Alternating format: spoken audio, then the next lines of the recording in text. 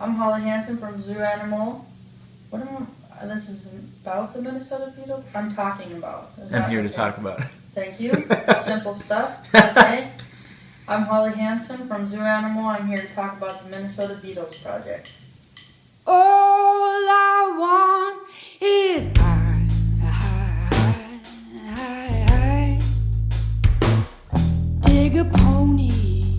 Well, you can celebrate anything you want.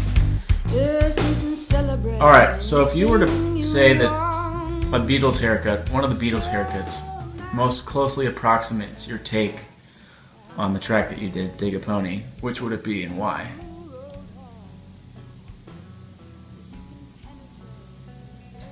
I would say all of the Beatles haircuts in the beginning, because they were all the same and goofy, even though they didn't mean to be. Because essentially we were kind of serious when we did this take, and then we listened to it and realized that's pretty goofy. And I think they probably thought the same thing when they look back on those haircuts.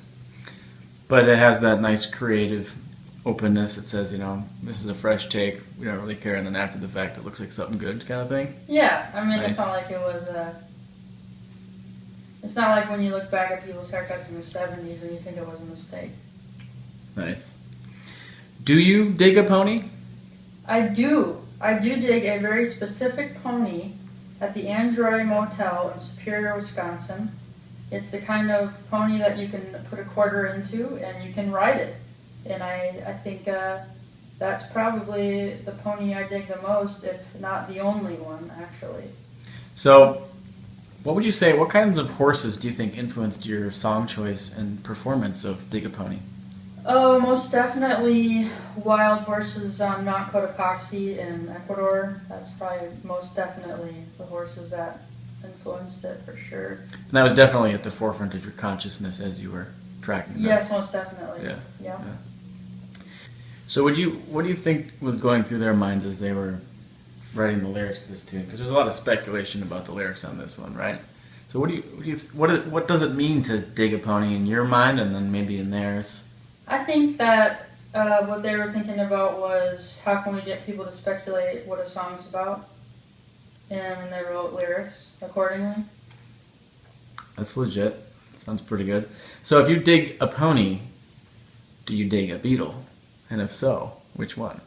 Well, I might have to say, since my favorite record that is Beatles associated is Ram, that probably Paul McCartney is my favorite Beatle, although Ringo is a great drummer, and usually when I watch live shows, that's who I'm watching. So, I'll have to go with Paul McCartney. Nice.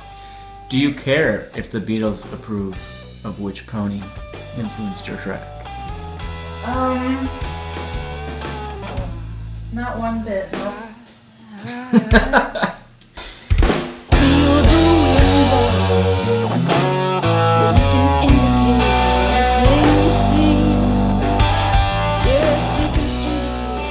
And lastly, why did you choose that tune? I didn't choose it. I was told to do it by a good friend of mine who was a much bigger Beatle fan, and so I said, okay, I'll do it. So it's sort of like when you go horseback riding, you don't choose the horse chooses you. Exactly. Yep. I like it. Any last words on the project? My bandmates sure kicked up the masculine side of Zoo Animal for this version. So be prepared. Good last words. Thanks, Holly. Yeah.